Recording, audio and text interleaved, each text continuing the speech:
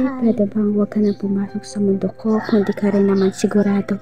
Kung di mo rin naman ako ipaglalaban hanggang dulo. Huwag ka na pumasok sa nananahimik kong mundo kung trip-trip lang naman ang gusto mo.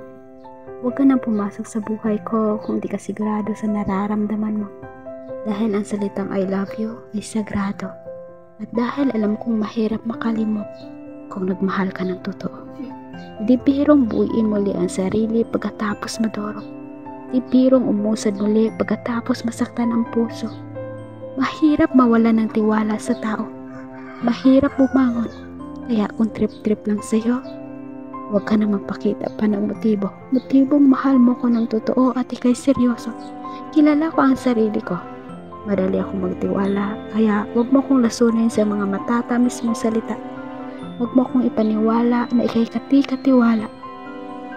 Kaya kung di ka sigurado na ako talaga ang mahal mo, huwag ka na pumasok sa mundo ko para di na masaktan itong puso.